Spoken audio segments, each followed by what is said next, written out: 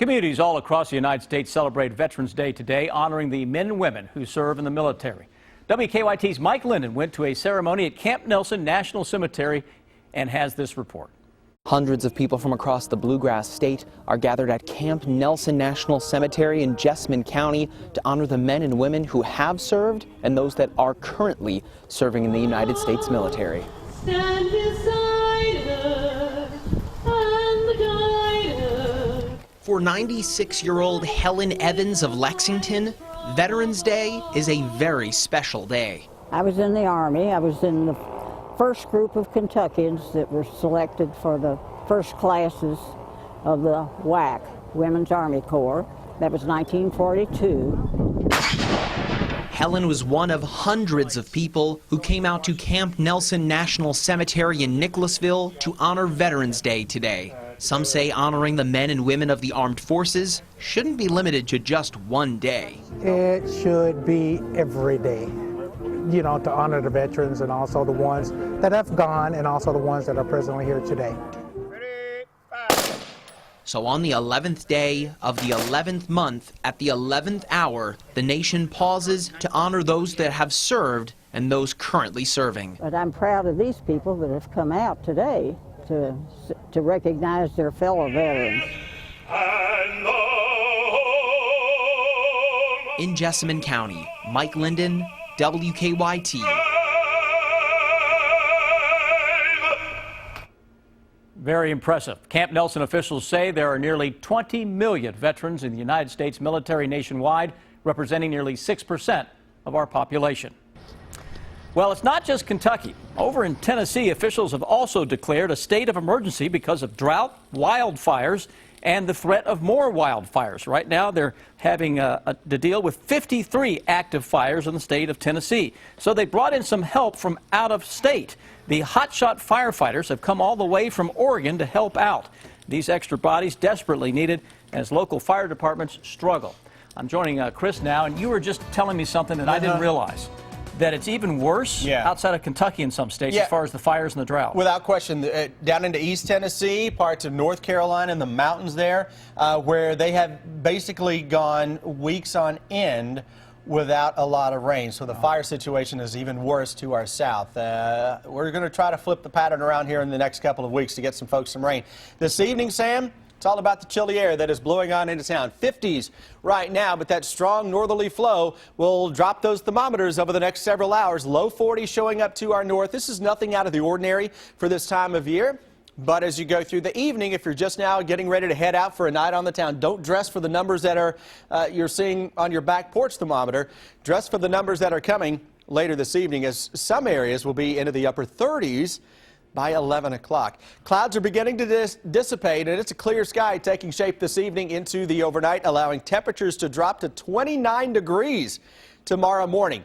Near 50, give or take a few degrees tomorrow afternoon. Look at your Saturday evening. A dry air mass in place, clear skies, light winds, boom. Thermometers drop quickly toward 32, the freezing mark, by around 11 tomorrow night. Hour-by-hour forecast, high 20s, low 30s tomorrow morning. Look at tomorrow afternoon. It's going to look absolutely awesome out there, a little cool, and then all of a sudden the sun sets and the thermometers bottom out toward the low 30s by 11. Rolling our way into Sunday with a hard freeze to begin the day. 50s coming up into the afternoon. Can we get a little rain into the southern Appalachian Mountains? It's at least a possibility come Sunday night into Monday. Notice how some of that actually tries to show up into far southeastern Kentucky on Monday. That's a system that is developing across parts of the Carolinas. That would actually be good news for southeastern Kentucky and parts of East Tennessee and North Carolina, where those fires are burning out of control. A little better shot for a stray shower on Tuesday night and Wednesday. Then late next week, Sam, we're going to flip the pattern from mild and breezy to cold by next weekend. Property damage from these fires, problems with people's health who have breathing problems, drivers having troubles on the Mountain Parkway and other places. So a lot going on right now with that. We all need the rain, and especially the mountains of eastern Kentucky. All right. Thanks, Chris. When we come back, the Cats set to open the regular season. Dave Buzz Baker has a Sports Buzz Live from Rupp Arena. It is time now for the Sports Buzz. Each night we'll talk with Dave Buzz Baker for an inside look at what's going on. Just a few minutes, the Cats will play in their first home game of the season against the Stephen F. Austin Lumberjacks. Dave Baker and Rob Throman join us from a loud Rupp Arena. Hi, guys. Oh, boy. Sam, it is rocking down here right now. Rob, what about this opener? It's a special feeling for a special team. Well, that's right, and I think as long as John Calipari is here, Dave, it's going to be special. But this should be an outstanding basketball team with some inside presence. And how about the three guards? I think they're going to have a really good year. Going to go with the three guards. Bam Adebayo tonight. They're going to start Derek Willis because he's afraid some of the new guys may be a little too jittery. All right, let's talk a little football. Basically a playoff game tomorrow in Knoxville, Rob. The winner is still in the chase for an SEC Eastern Division championship. Well, I think Kentucky's got a great chance. They're, a 13.5-point underdog. But, Dave, I kind of see Tennessee having gone the way that Florida has lately. Right, Florida, can Florida beat South Carolina tomorrow? Not the way South Carolina's playing. I know it. And I kind of see the same type of situation setting up for the Cats down there in Knoxville. It's awfully hard to win there. I've been down there a bunch. Right. I did see it once. 1984. I saw it in 1984, and I'll never forget Coach Claiborne being carried off the field. Pretty good stuff. It's been a long time. All right, let's talk a little women's basketball. The UK women, they're ranked 19th. They open up across the street in about 10 minutes against number 14, Miami of Florida. So many things that happen in the offseason, Rob. Yeah. And when all those things are happening, maybe the most difficult thing to do is right the ship, and it looks like Matthew Mitchell has done that. Well, it sure looked like the sky was falling there, back there, if you look back to the spring. But I'll tell you, Dave, Michaela Epps is a heck of a basketball player, and so is Evelyn Akator. And you got to give Matthew a lot of credit to pull things back together, and as you said, right the ship. And here he has his team ranked in the top 20 going into the season. There you go. And finally, Sam, take a look at this. We hear about this dancing guy at Rupp Arena. How about this mom at the Golden State Warriors game? Now, I don't know whether this is real or not. I ain't seen no mom dancing like that, but the thing you want to look at is the guy to her left who's got the video camera. He's like, hey, I'm with that woman, and I'm going to be with her later tonight. I mean, it is a great, great atmosphere down here. We've got highlights coming up later tonight. They are ready to go, Sam, and that'll do it for now. Hopefully it's a big Wildcat weekend, and we'll look forward to talking to you on Monday. All right, Dave, thank you. And Rob, you too. Have a great time. It is loud at Rupp as it should be. Ahead tonight right here on the CW Lexington, an hour of Family Feud is next. Then at 8, The Vampire Diaries, followed by Crazy Ex-Girlfriend at 9.